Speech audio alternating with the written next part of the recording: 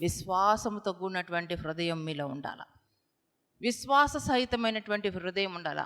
అంత్య దినాలు అపాయకరమైన రోజుల్లో ప్రతి ఒక్కరి హృదయము దుష్టుడు దోచుకుంటాడట. విశ్వాసాన్ని కోల్పోయే విధంగా చేస్తాడట.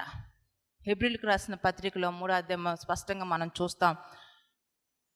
దేవుని మీద నుంచి మనసును తొలగించుకునే విధంగా దుష్ట హృదయం మీలో ఎవరి అందన్నా ఉన్నదేమో మీరు పరీక్షించి పరిశీలించుకోండి. అంత్య దినాల్లో అపాయకరమైన రోజుల్లో మన జీవితాల్లో దుష్ట హృదయము మనలోనికి రావడానికి వీలేదు. ఇప్పటికే ఒకప్పుడు మంచిగా ప్రార్థన చేసిన వ్యక్తివి, ఒకప్పుడు మంచి ఆత్మీయతను కనపరిచిన వ్యక్తివి, దేవునిలో పరిచర్య చేయాలని, దేవుని కోసం జీవించాలని ఎంతో రోషము కలిగి ముందుకు వెళ్తున్న జీవితము నీది. ఈరోజు ప్రభు మీలో కొద్దిమందితో స్పష్టంగా మాట్లాడుతున్నాడు. దేవునిలోనే నడవాలి, కష్టం వచ్చినా నష్టం వచ్చినా దేవుణ్ణే వెంబడించాలనే ఆశ కలిగి ఉన్నావు. కానీ కొన్ని సమస్యలు వచ్చినప్పుడు, కొన్ని శ్రమలు వచ్చినప్పుడు అడుగంటిపోయింది నీ విశ్వాసం. నీ హృదయంలో విశ్వాసం లేదు. ఇప్పుడు ఏదో వెళ్తున్నాం కాబట్టి వెళ్తున్నాం, చేయాలి కాబట్టి చేస్తున్నాం ప్రార్థన, బైబిల్ చదవాలి కాబట్టి చదువుతున్నాం అని నామకార్థంగా అయిపోయింది నీ జీవితము. దేవుడు, పరిశుద్ధాత్మ దేవుడు ప్రత్యేకించి ఇక్కడ ఉన్న వారితో మాట్లాడుతున్నాడు. నీ హృదయము దేవునికి మరుగై ఉండలేదు.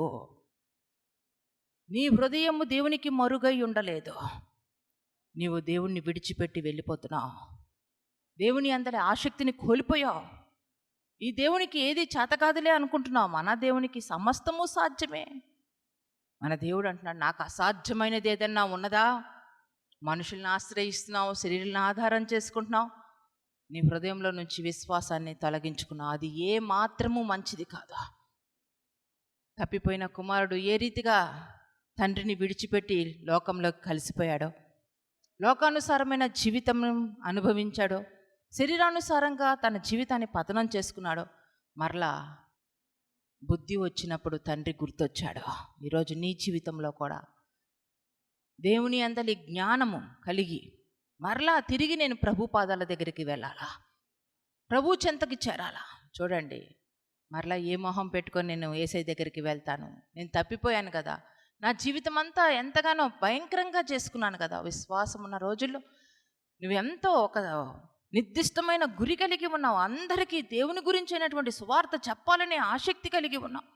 దేవుని గురించి అయినటువంటి మాటలు నువ్వు తెలియచేయాలని ఎంతో ఆసక్తి కలిగి ఉన్నావు. కానీ ముళ్ళ వంటి శ్రమలు వచ్చినప్పుడు, ముళ్ళ వంటి సమస్యలు వచ్చినప్పుడు మనుషుల వైపుకి నీ మనసు తొలగిపోయింది. మనుషుల మీద ఆశ ధ్యాస పెట్టుకొని ఉన్నావు. అది ఏమాత్రం మంచిది కాదు. ఈరోజు ప్రభు నీ హృదయాన్ని దృష్టిస్తూ నీతో మాట్లాడుతున్నాడు. పరిశుద్ధాత్మ దేవునికి నీ హృదయము మరుగై ఉండలేదు. తిరిగి ప్రభు దగ్గరికి వచ్చేస్తావా? తప్పిపోయిన కుమారుడు తండ్రి దగ్గరికి వచ్చినప్పుడు తండ్రి తృణీకరించలేదు. తండ్రి ఎదురు చూస్తూ ఉన్నాడు, నా కుమారుడు ఏ క్షణమైనా వస్తాడు, నా ప్రేమను ఎరిగినటువంటి నా కుమారుడు నన్ను విడిచిపెట్టడు కానీ ఏ క్షణమైనా వస్తాడని ఎదురు చూస్తూ ఉన్నాడు. ఆ రీతిగానే యేసయ్య మీకోసం ఎదురు చూస్తూ ఉన్నాడు. తప్పిపోయిన స్థితిలో ఉన్నావేమో, లోకంలో కలిసిపోయావేమో, లోకీచ్ఛలతో నీవు నాశనం అవుతున్నావేమో, తిరిగి ప్రభు దగ్గరికి ఈరోజు వచ్చేసే. ఈ సమయం నీకు శ్రేష్టమైన సమయంగా మారాలా, ఉన్నతమైనటువంటి సమయంగా మారాలి. తిరిగి ప్రభు పాదాల దగ్గరికి వచ్చి, ప్రభువా నేను నిన్ను విడిచిపెట్టి ఎక్కడికో వెళ్ళాను కానీ మనశ్శాంతిని కోల్పోయానయ్యా, సమాధానాన్ని కోల్పోయానయ్యా, శాంతిని కోల్పోయాను ప్రభువా, తిరిగి నీ పాదాల దగ్గరికి వస్తున్నానేసయ్యా. నీ పాదాల చెంత, నీ పాద సన్నిధిలోనే నేను జీవించడానికి నిర్ణయం తీసుకుంటాను ప్రభా అని మంచి తీర్మానాలు తీసుకుంటారా? దేవునికి మహిమ కలుగును గాక.